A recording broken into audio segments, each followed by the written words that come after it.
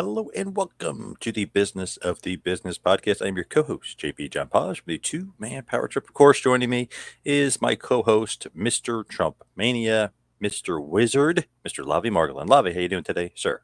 Hey, John. Thankfully, personally, doing fine as we record this. Certainly absorbing the events of the world in terms of the Hamas killing of many Israelis and now conflict ongoing in the Middle East for sure. So, unfortunately, the world of pro wrestling is not spared from this. So, this week, I'd like to dedicate episode 151 to the memory of professional wrestler Amit Magnesi, who wrestled for the Israel Wrestling League and the Israel Pro Wrestling Association. He was at the rave in which 250 people were killed by Hamas and was one of the people murdered. Wow, R.I.P. Very, very sad. Jeez Louise. And of course, touching the world of pro wrestling somehow, which is insane. But wow, absolutely horrible what's going on over there. Insane. Yeah, and not to equate this at all, but in a terrible sense of timing, just in terms of Jewish sentiment, I guess AEW ran an angle where what was it? Shane Strickland threw quarters in MJF's face, where being Jewish, I wasn't so familiar with this being a thing, but I know people have experienced this where people throw money at Jewish people sometimes and say pick it up. A terrible anti-Semitic trope. I have no doubt that MJF was instrumental in this angle and designing it. It's something he's touched upon himself. So I'm not saying it was done against Jewish people, but it just seemed like really, really, really bad timing and in bad taste. And I don't know how it made it through whatever process Tony Khan has over there at AEW. So it was Juice Robinson, and he actually showed him. He said, "I'm going to knock you out with this quarters," and he showed the roll of quarters, and it said Friedman on it, and he had the quarters. So yeah, it was Juice. Yes, thank you, John. Sorry, Shane. I did not. No offense intended. But yeah, just I don't know. I don't know how. I guess there's no standards and practices right at Turner anymore, or not like the way that they used to make fun of it in the early 2000s. So not much remorse or regret from the network or from AW that I'm aware of at this point. So you can't take something back, but that would be nice if they apologized. MJF has defended it on Twitter. Tony Khan has completely ignored it and gone crazy on WWE, talking about the Mayo Clinic, talking about his mother, and talking about everything else as far as the ratings, making fun of the Undertaker and Cena, and like just going crazy. But no mention of this. But MJF kind of stuck up and said, "Oh, I tell stories the way I want to tell stories." Yeah, MJF is sort of like the ultimate worker, and I know that he is sort of standing up for Jewish hate, and it's something he's passionate about. So that's great. But like, I don't know if he had the perspective of sort of like what it means. To me, a lot of people aren't familiar with this trope. Thankfully, I know some people are for sure, um, and it actually could lead to people getting bullied by seeing something like this because you don't really see it in the mainstream. I'm not saying that like that most people are naive to it, but I think like introducing something like this, just isn't good business, a good idea, especially when your business runs mostly on network rights, which sells to advertisers. I was just talking to somebody about it, and they didn't get it. They didn't know what it meant, and I was explaining it to them, and like, "Oh my god, that went right over my head." And I said, I don't." They said, "I think you're one of the very few that didn't that didn't get that, like that what was going on there." Yeah, and in itself, it would be bad timing, and like, it's not really something associated with Israel, but just in terms of like Jewish people being on edge and Yeah, bad coming out timing. of a holiday, it was just terrible, terrible timing and idea. Now, the fact that MJF basically is booking his own angles here, does that make it better or worse that they're doing this? So I think that diffuses a little bit because it's not somebody as we have in the history of wrestling. Sort of like force might be too strong a word, but like sort of like when people are giving for better words like acting roles, sort of like when we look back on like film and TV shows, and you look at like racist tropes that have taken place against all different people, and certainly pro wrestling in terms of uh, persons who are Muslim.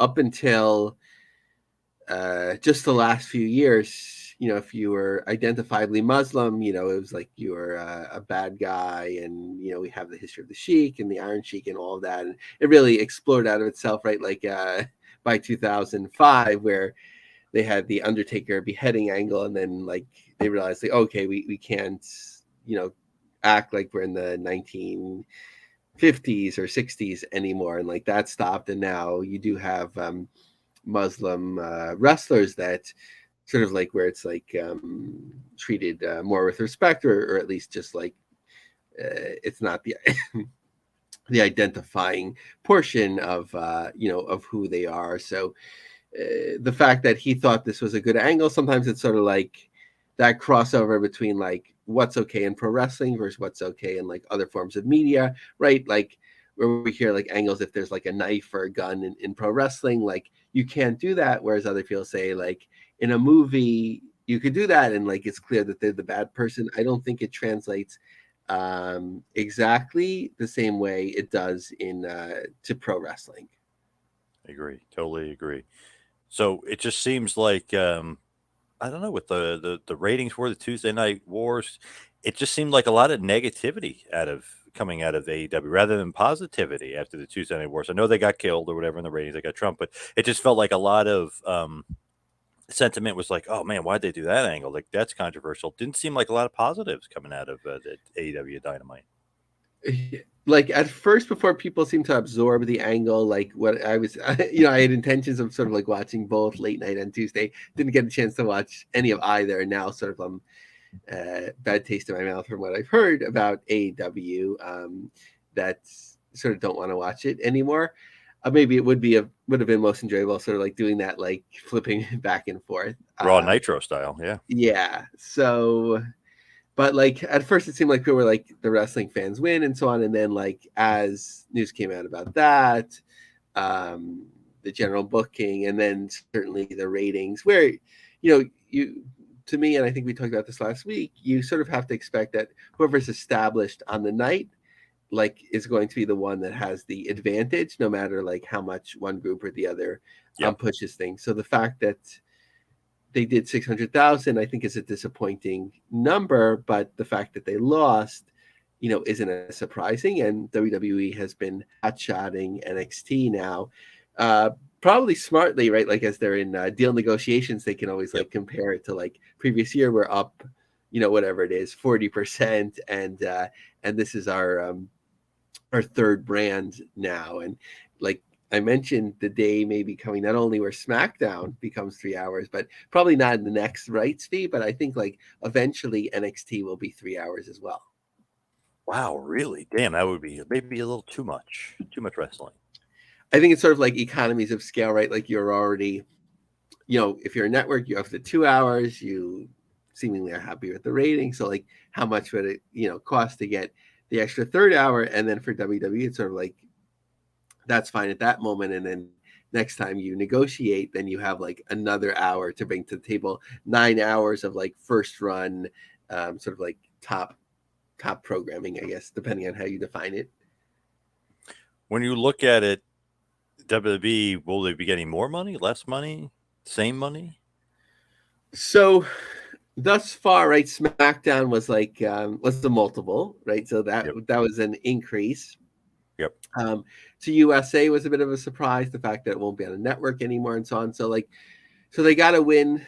I'm sort of like a win in terms of making more money with SmackDown, but in terms of expectations of like people were so used to like sports, sometimes that's defined as that, sometimes not. Rights like continuing to increase. So There was some disappointment with that. So I think they'll figure out a way, both for Raw, and I don't think NXT was getting that much before. So that could be multiples of that number. Whether now it does seem like maybe a streaming platform that's of, like a top streaming platform may be interested, like in Amazon apparently, but I think that they'll get their money. My guess would probably be that everything remains on USA, just because it's um, it's a key to them remaining a top cable station.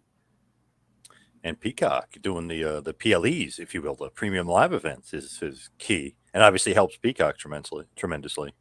Yeah, it's all sort of like wrapped up into one partner, possibly at this point. And right, WWE is valuable for Peacock, even though Peacock overall continues to lose a lot of money. Sort of like that scaling up that eventually maybe it'll pay off, sort of like that land grab or war for scale that you sort of like pay this heavy price now, but once you're established, then it'll pay off. Like if there's that idea of like ending up with like two or three or four major streaming platforms, and you want to be one of them. So it seems like we're going a little bit old school as far as the NWA is concerned. Are they doing territories again? Are we seeing a territory system breaking out within the NWA? What the heck is going on over there? Yeah, so National Wrestling Alliance embarks on historic territory system revival under Corgan. First affiliate territory for the Lightning One era is NWA Exodus Pro Midwest. Territory is led by world champion EC3. More territories are being explored domestically and internationally. In a move making a pivotal moment in the history of the NWA, Corgan has announced the revival of the promotion's territorial system, a cherished tradition for the NWA, which harkens back to the roots of wrestling and the Alliance's formation 75 years ago. The move is aimed at fostering collaboration, unity, and development of future wrestling stars. The inaugural affiliate territory to join is NWA Exodus under stewardship of EC3. In a statement reflecting the essence of this moment, Corgan remarked, "We are returning to the collaboration that defined the NWA, embracing a model that not only honors our rich history, but also propels us into the future of young stars. This initial undertaking with Exodus, as well as our affiliate promotions to come, will play a pivotal role in who appears on NWA television in the future, as well as affording those affiliate promotions consistent access to all the top NWA champions and superstars. NWA Exodus, led by EC3, will see its men's champion officially recognized by the NWA, a testament to the gravity of this new chapter in history." Um, so, number of interesting things here. First of all, I didn't know EC3 had his own promotion. That was news to me. I know certainly he had been working on Control Your Narrative, which we've covered pretty broadly here. Um, His own training school too, by the way. oh, okay. So I assume like one is like connected to the other. Yep. Yep. Um, but is this viable right now? Probably on a small scale, right? Like each independent promotion is sort of like looking for something to remain relevant, and just like connecting with the NWA name is helpful to them in some way. Um, Certainly, the NWA has collaborated with a few different promotions in the past, and I'd imagine those are the promotions that are getting the initial offers or talks. Like Boca Wrestling, right, was a recent one, and then there was one, I think, was it in Kentucky? So those sort of promotions, it would make sense. I don't know if I'd imagine that there's not like that nominal fee that there used to be. It's sort of just connecting if it makes sense. It's good for the NWA to have like a promotion with like local promoters on the ground, so that you don't have to like handle everything yourself. And news that came out after I wrote the notes were Corgan announcing on Busted Open Radio that not only does he have one national deal, but two television deals.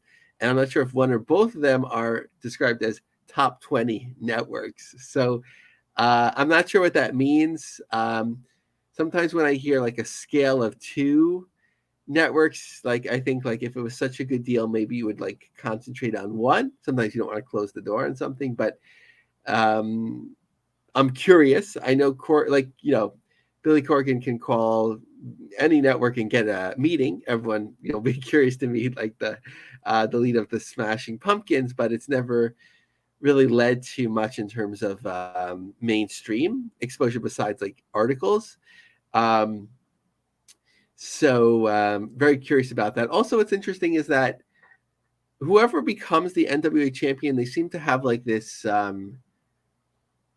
short-term relationship with Corgan that like feels like it goes beyond the championship. That there's this like businesses become wrapped up, in each other. Where it was like Magnus was not only the face of the NWA, but it seemed like it was sort of like he had to do more than that. Tyrus with Fox, EC3 now with his promotion, and certainly Tyrus still has good relations. But it's interesting to see, when that ends. So something curious, just on the horizon with these territories. Um, I at the moment I don't think much of any potential impact, but certainly these television deals is something of curiosity that we'll be watching for closely. Yeah, that's interesting. Top 20 company, he said, and he kind of was making big claims, but it kind of ripped YouTube a little bit too. But I mean, are you seeing anything? Are you hearing anything? Because I was trying to fish around to see top 20 company that was in the wrestling game for NWA. I couldn't see any or couldn't think of any. Yeah, no, I didn't have the chance to try it. I really have difficulty imagining what that would be. Like maybe it's you know, Corgan's had that sort of pitch before or a little bit. I think it was going to be a show or was a show where like it was more like a reality thing where people were curious about him being the owner of a wrestling company, but that's not Right, of really course. a wrestling program. That seems the most valuable. But given the roster that he has right now, I just it's hard to imagine like in terms of like who would want pro wrestling right now. The like a Spanish language station, is always like in play, but it doesn't seem like a fit at all for the NWA. Obviously, there's a bridge there with like Fox News, but I don't see like Fox Sports One like picking up the NWA. So always curious now. Sometimes these things surprise us, but it doesn't always work out in the end. MLW getting the deal with Reels was surprising, but and the reason that it ended wasn't apparently because of this, but like I was curious because in terms of maintaining Reels' average ratings, which was really driven by the tel- uh, police reality show, that how would they keep up those ratings? But when you looked at it, the ratings of other shows on the network were nothing, and they were really giving it that promotion and so on. And then, lo and behold, WWE gets a deal with Real. Sorry, not WWE, but Peacock gets a deal with Reels, and then WWE asked them not to air any pro wrestling on Peacock that isn't theirs. So that's blacked out, and then the season ends. And then, interestingly, Reels actually closed the loop by saying that they considered it, but pro wrestling wasn't really a fit. So all of that to say that sometimes things surprise us. You never know what new producers are on the horizon or something like that. If there was something of scale, I would see it more as maybe syndication. We'll talk about some recent WoW ratings, but seeing another syndicator observing the success of WoW and maybe remembering that Ring of Honor used to do fairly well a few years ago, maybe would give a shot to the NWA. But in terms of a top 20 network, I don't know about that. Maybe it's being defined in a broad sense. Some people describe like fast channels now as networks, but traditional like cable or over the air television, I don't see it. But there's no reason for him to make that up. He already gets attention for other things. So we'll be watching closely. Man, it's just a lot of crazy stuff going on in the wrestling world, but it just feels like NWA on TV. I don't know. I don't know if that is if that'll be adding to the craziness or not. I don't know. I guess wait and see on that one. Yeah, maybe it'll be a different take on things than we're seeing with Power or something like that, right? You have Billy Corgan, you have whoever are members, the main members of this insane clown posse now, right? Like you could do something like that, like in a wacky type of show, have two warring factions. Not recommending this to anyone. Don't blame me if it happens, but you could sort of like you could be creative about it. What's up with the New Japan Pro Wrestling stuff? What's going on with whatever they're up to? What's going on with the business of New Japan? Right. Yes. So they only had a business conference, and thankfully on their English language website they translated it. So, going to give some snippets about that. New Japan's part of the presentation started with a reflection on the last 4 years of the business through the pandemic.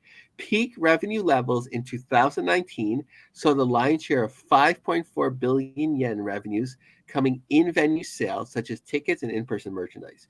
With the pandemic necessitating a shift to out of venue business, from content licensing to pay per view sales, apps, and more, the steady return of fans to venues has seen 2023 revenue hit 5.3 billion yen, the level now at 98% of its 2019 peak. With an emphasis on growing in venue business further over the next year, forecasts are for record-setting revenues in 2024. So that's interesting. Like 2019, they were like, okay, we're making our money in person. They had to sort of fill in these gaps when they couldn't have as many live shows. They've almost made up this revenue. And now when they start doing more live events, they expect it to grow more. This feels like a very rosy picture, of course, especially looking at some of their recent attendances. The new generation of talent was focused on with the best of the Super Junior, seeing Connors and Knight make an impact, while Master Wato won the G1. Now they have the Reiwa Three Musketeers, and Ryohei Oye is currently on excursion in Pro Wrestling Noah, so focusing on youth. New markets, big matches. There are 34 events still on the agenda for 2023, with New Japan looking to end the year strong in Japan, 31 events, and abroad, 3 across London, Vegas, and Texas. All these events will be building towards Wrestle Kingdom 18, which had its main event just officially announced between Naito and Sonata. As tickets continue to sell strongly, fans can expect a big push and grand celebration of Wrestle Kingdom Week, with the entirety of the recently redeveloped Tokyo Dome area full of Wrestle Kingdom signage and much more. So, a couple things here. One is that I haven't looked at London sales, but Vegas and Texas looked fairly weak when I last looked there. We'll see how it ends up. And also, Stardom, following this report, I believe has been announced as having a show around this week as well. 2024, we'll also see a long way tour in the Hokkaido area. Sapporo sees New Japan action roughly 2 weekends per year. A full tour of Northern Ireland has been scheduled for the summer of 2020 before the COVID pandemic. Now, 2024 is set to see a grand tour of the island for the first time in 11 years. While New Japan has advanced into the US and Europe, with Fighting Spirit Unleashed and Lone Star Shootout to come in the US in fall, and Royal Quest hitting London, other parts of Asia may have felt left out. A New Japan event in Taipei is on the way, with more details to follow. And they're also talk about an Asia Pacific Pro Wrestling Alliance. So they've connected with a number of promotions in other Asian countries. On a more modern note, their TV presence in Japan and further afield continues to be strong, with World Pro Wrestling and World Pro returns, the later now in a more prime 9 p.m. spot in Japan, joined by the ever popular Shinichi Champions and a stream on Abema TV. So that's interesting with Abema TV because we know that that's now WWE's network. Zach Arnold has been sort of dim on the prospects for Japanese promotion since WWE got there, but here we see a reaffirmation of Abema TV. And Access TV continues to bring New Japan action every week. Destruction in Kobe recently aired across Europe on Pluto TV through Extreme Sports.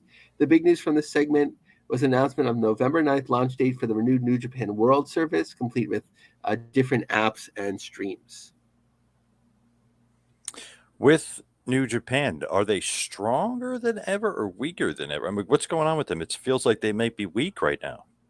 Yeah, I don't have like the concrete, like it's sort of like we talked about the stock being down, and it sort of like there's like talk of like some turmoil sort of behind the scenes, but I haven't really gotten a good handle on that. In terms of like what they're emphasizing, we know with like some more from a domestic angle, we know with like I said, Vegas and Texas, the ticket sales aren't great. They're still on Access TV, which is fine, but it's basically doubled every week by Impact. And in terms of talking about TV distribution, okay, yes, you have some international distribution, but Pluto Extreme Sports in Europe, I don't know. Like they used to be on what is it? What used to be called Eurosport. Now it's one of the Discovery platforms that I think AEW is on. So they've it seems like they've weakened in that area. So I would say more negative, but it was a positive report. I guess is the best way to put it. So, as far as New Japan in the States are concerned, what's going on with them and Defy Wrestling? So they're starting to make some tours with other organizations again.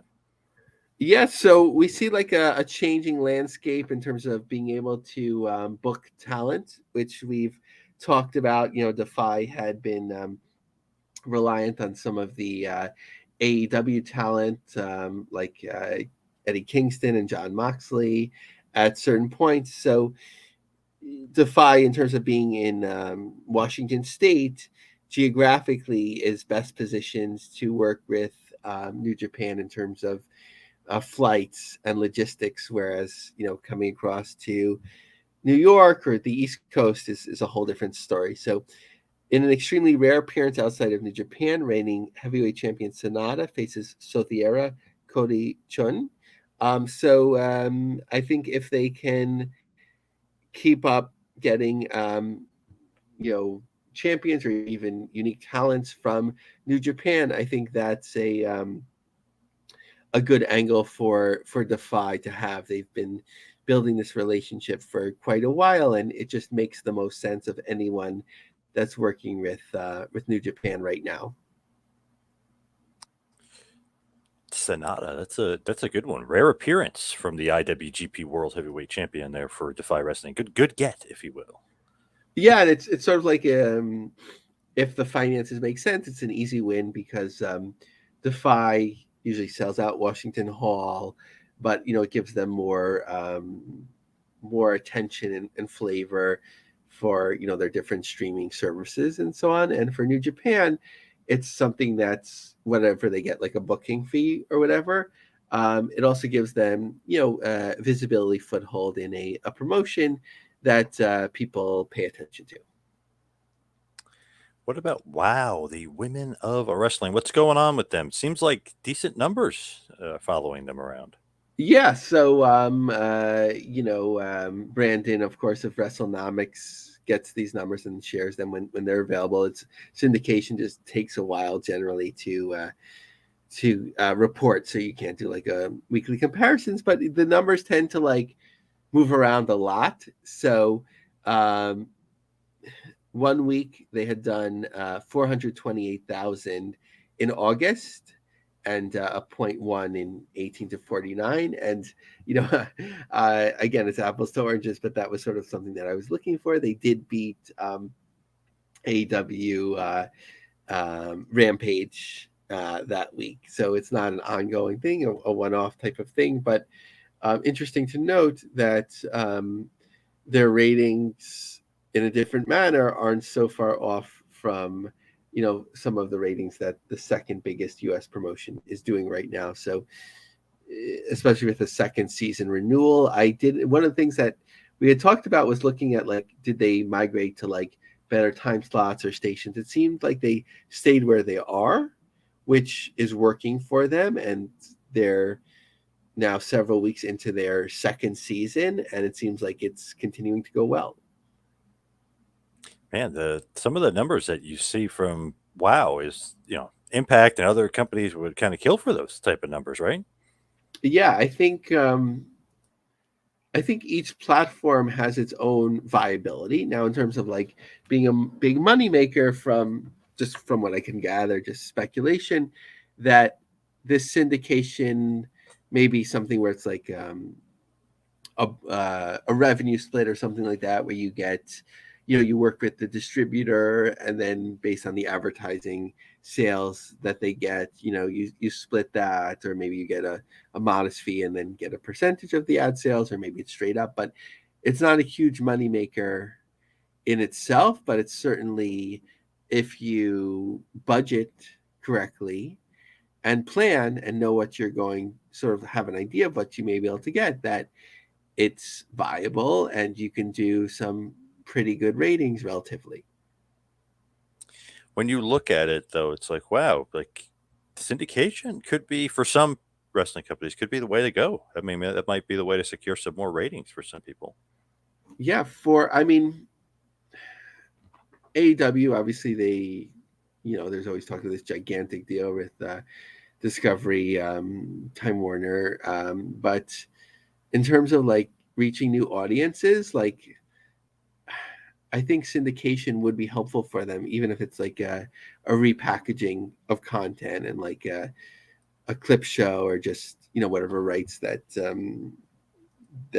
uh, TBS and TNT doesn't mind them sharing, in terms of like replaying matches. Like, it's a different way to reach a new audience, in the same way like going on like a lower level network would be helpful for them too, like a CW, or pursuing a Spanish language um, show on Telemundo, or a highly rated a Spanish language channel. It's just reaching, and Gavin Bridge has always advocated for them to have like a fast channel. So it's reaching different audiences in different ways, where if you want to become mainstream, or as Tony kind of calls it, be a challenger brand, to establish yourself in different ways, even if the trade-off in rights fees aren't as high as cable. So you don't want to give that up, but if you can balance it, and gather different audiences that may not have cable, as that continues to dwindle, or may not follow wrestling on Twitter or Facebook, social media, whatever, that's you want to sort of like plant the seeds in this way. So, as far as PCO and Impact are concerned, it's interesting. PCO's gone only for a small bit of time, but now he returned as he'll be a part of Bound for Glory, right? I mean, it felt like he just left. Now he's back. Yeah, that was surprising, especially that um, I guess he wasn't the one that was outspoken about it, but through Pat LePadre, I believe, like out of Montreal, like who had um, shared some of the details of that, sort of like the hardline negotiations. But whether this is a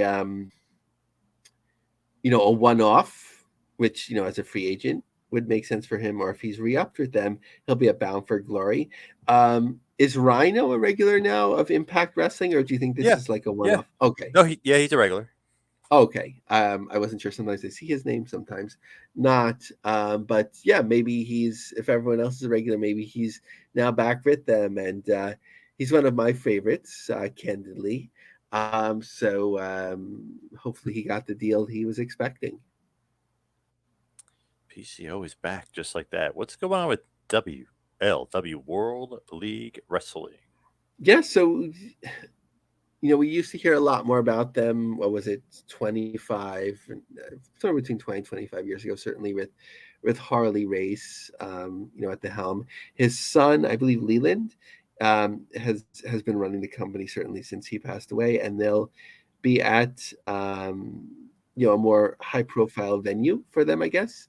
Um, Pro wrestling has been a staple in the Midwest of America for decades, making the round from city to city, town to town.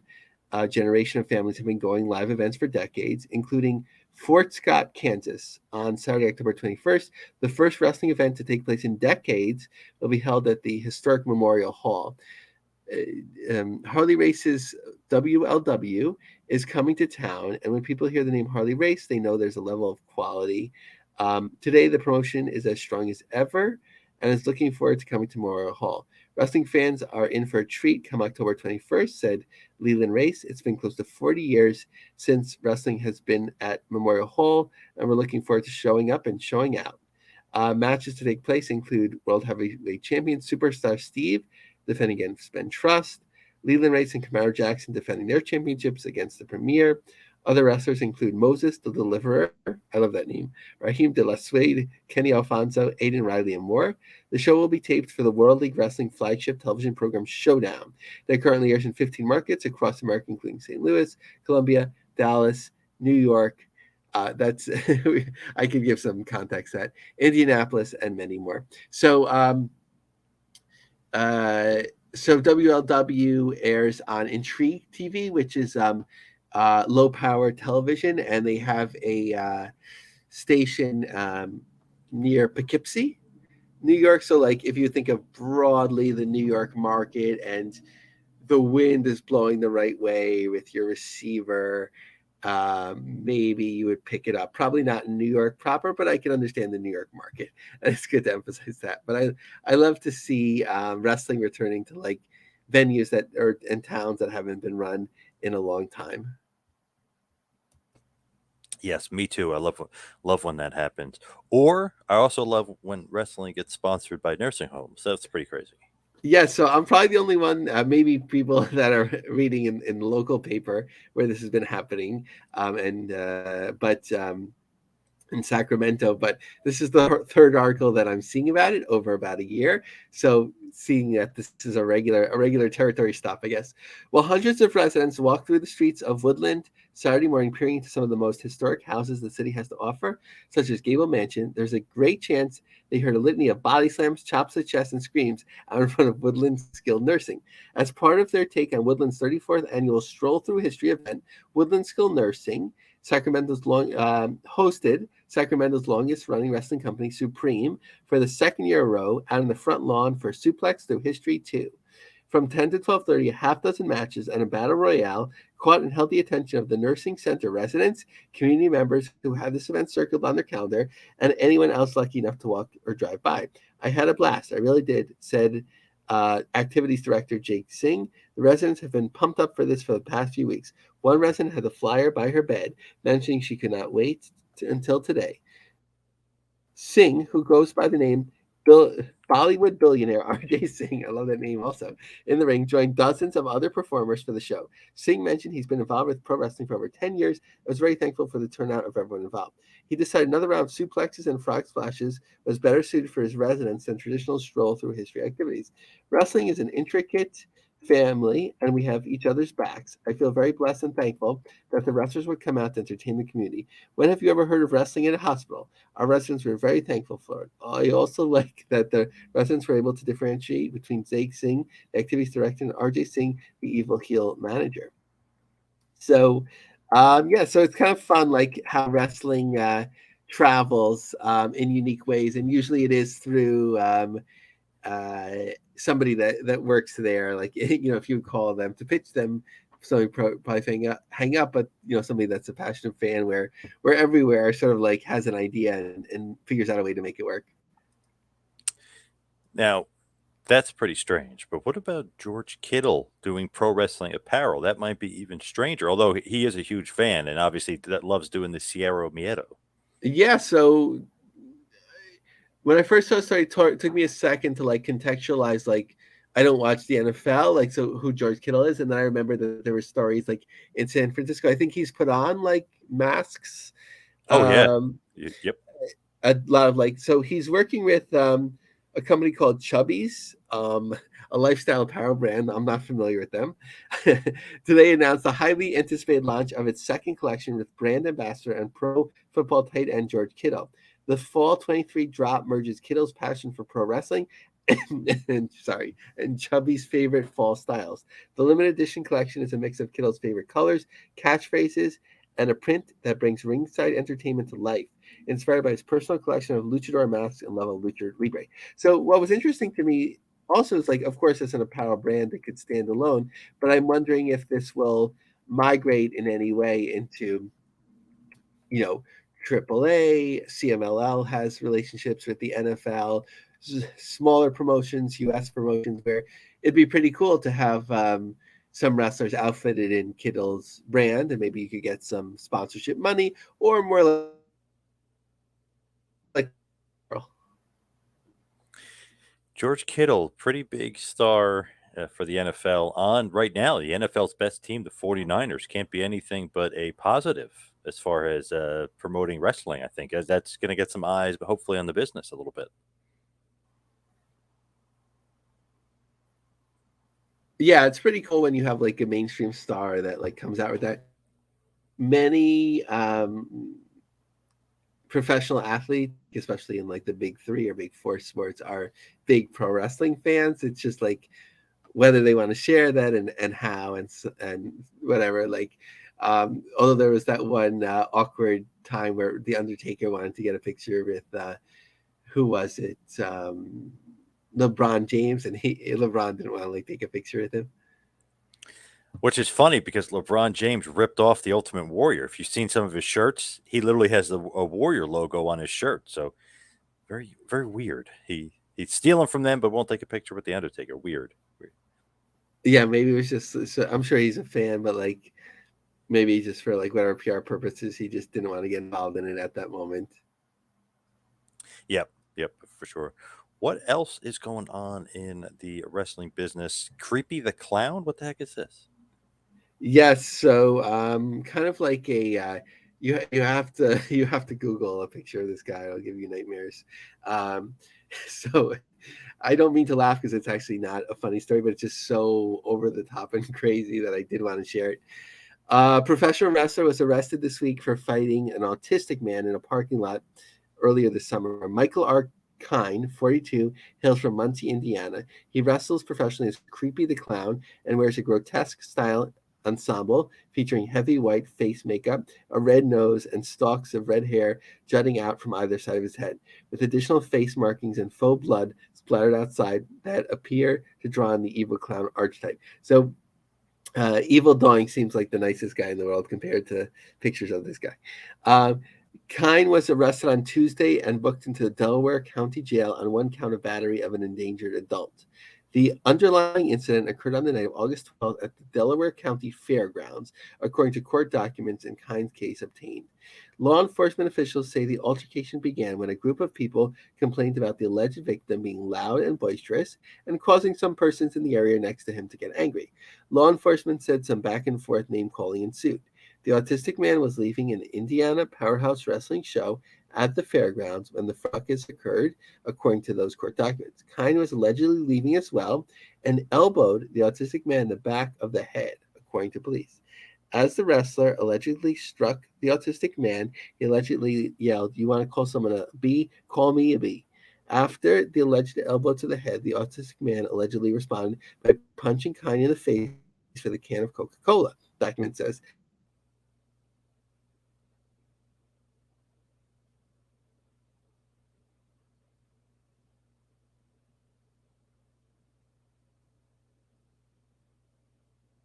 on one count of battery of an endangered adult.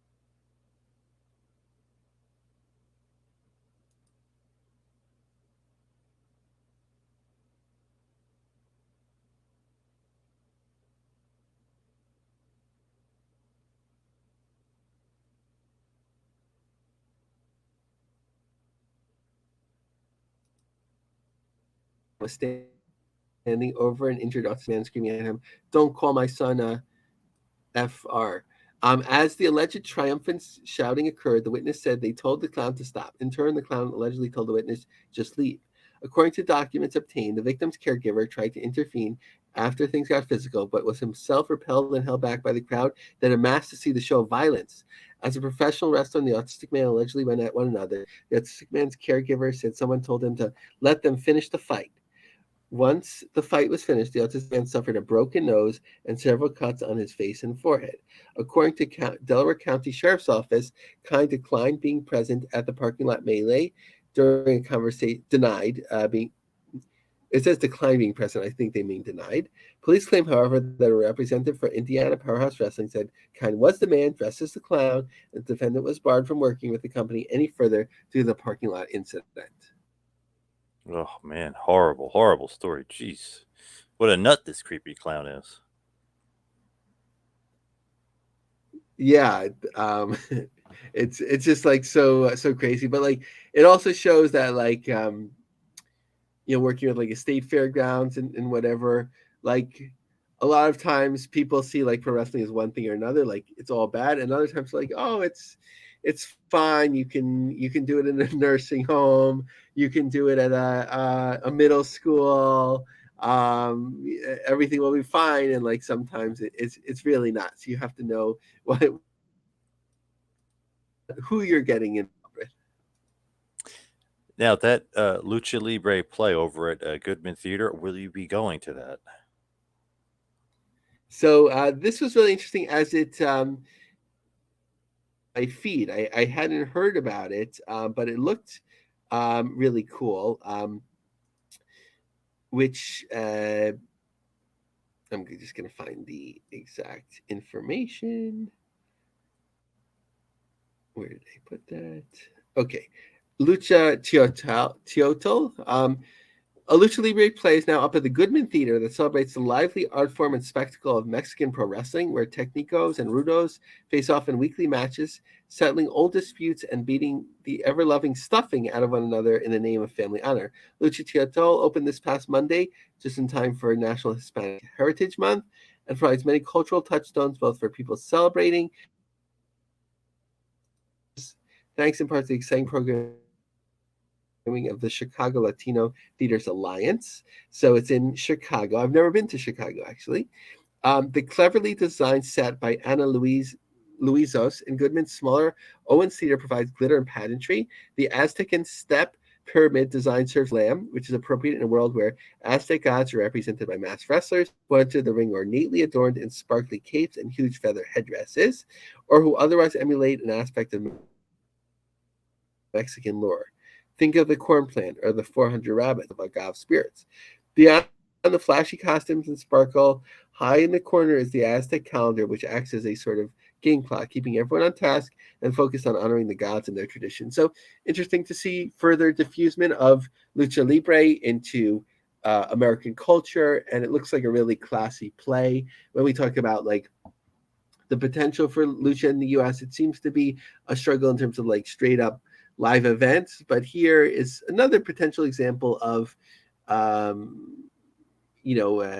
exposure through theater or the arts. It seems like another cool Lucha Libre theme thing, though. I mean, I love that Lucha Libre is kind of embedding into the culture even more and more. Yeah, and I saw that on Amazon Prime, Cassandra is now is free to watch. I think it was just in the theater, so that surprised me. I haven't checked it out yet, but I've heard good things, so I'm very curious to watch that when opportunity allows. Nice, very cool. And did you ever finish OVW Wrestlers on Netflix? No, I haven't. I haven't gotten the chance to figure out how I want to do that. My thing is I like to avoid like forgetting that I subscribe to something and then like enrolling in. So like I'd have to do like Netflix where I just pay for 1 month or something like that. Or I don't know if they still do trials where you can cancel, but I have to do it at a time when I can catch not only wrestlers, but also watch. There's a few seasons of Glow, so give myself enough time to do that. So maybe sometime like after, between Thanksgiving and the New Year should be a little bit quieter for me. You got to watch that. It's very good. You got to give it high praise. Yeah, it looks really good. And John, I saw on your flagship show, it looks like you have a whole series with OVW wrestlers the last several weeks. Yes, cash flow is a big part of that show. Shira. We'll have Brian Kennison coming up, who's obviously one of the commentators there. And obviously, we know Matt Jones very, very well here on this show. Yes, and I'd love to watch one with. Sorry, I'm forgetting her name, but the controversial daughter of the mom and daughter duo. Holly Um, Hood, Haley J. yes, has she? I haven't seen her do any interviews, so I'd love to learn more about her. I think she has done some. I just don't know with who, but I could have sworn that I saw her out there. I think it was with Rip Rogers, actually. I think she did an interview with Okay. the old time legendary wrestler and trainer, Rip Rogers. Yeah, interestingly, I'm one of the few people. I mean, not I don't know how many people he's blocked, but one of the few people that I'm aware of that have blocked me on Twitter includes Rip Rogers. I don't remember any particular incident or interaction, but I do remember that, that I'm blocked. I'm sure Wow. nothing that Why he's the thought about, but I don't. But whatever happened. why the hell is he blocking you? What the heck's Yeah, going on? that's. I'm just. I am curious about that. It might have been like through a thread or something like that. I think it was. It was certainly before this show started and like getting to more of the business articles. Maybe just when I was just commenting as a fan or whatever it may be. But I don't remember the incident. I do remember why Steve Austin blocked me. I was more trying to promote Trump mania, and I said Donald Trump, hell yeah or hell no, and he blocked me. Smartly, he probably Whoa. just didn't want to get involved in that Oh. at the time. Wow. I know you've been blocked by some pretty decent people in the Yeah, business. and, at least one wrestling reporter, who's not a public figure, so I won't mention it, but I didn't remember interacting with them at all. So I was surprised. Okay, maybe sometimes people just I blocked a few people that just seem annoying on Twitter. So maybe the way that I post or comment was coming up in that person's feed too much. So maybe they were just like, let me just block. Usually I would just mute, but I was surprised to see that once when I tried to click through, and I was like, "I'm blocked. I don't even know this person." It happened to me the other day. I'm looking, and I was like, I don't even know who this person is. I was like, blocked. I was like, who the hell is this person? I was looking. I was like, oh, I was like, I think I kind of know who they are, but it was so weird. I'm like, oh my god, how strange. I don't even know who this person is, and they're blocked. So maybe they don't like some content or something. You never know with these people. They're a little nutty. Yeah, you never know, and sometimes it's something that you might have shared, but like not had Oh too yeah, much yep. investment in, but you're just sharing it as a news, and they sort of like associate you with it or whatever. So, not usually a big deal. Any news about Warrior Wrestling at all? So we hope to have representative as a guest in the forthcoming weeks about Warrior, but this week doesn't seem like the week. But I think something that we're really curious about is in terms of them having returned to fight. Always when like distribution movement is always of interest. We had seen a fair amount of people. Migrate over to Premiere. So to see a promotion returning to Fight is our friends at Fight is always curious, and the overall climate in terms of booking wrestlers as uh, AEW talent is migrating less out into the world, especially its top talent. I know that Brian Cage had been someone I believe on a number of the outdoor Warrior Wrestling events. In years past, and that was a nice headline name for them. So I don't know if Brian Cage is restricted in any way from doing additional shows, but curious about that environment or that aspect of the business. Right, and I think we could head towards the plugs. You follow me on Twitter and Instagram at Two Man Power Trip. Check out the website tmptempire.com. Lavi, what do you got? Sure. Check me out on Twitter, Lavimarg, LAVIEMARG. Check out my long form articles on Lion Cub Job Search .com, and if you'd like to donate money to the charity of your choice, if you enjoyed the program this week, please do so in the name of Amit Magnesi. And if you choose to do that, please tweet us or let us know, as we want to help give back in that way as well. All right. Thank you, everybody, for listening. Stay safe out there in this crazy world. We'll be right back here next week for a little business of the business. We'll see you next week, folks.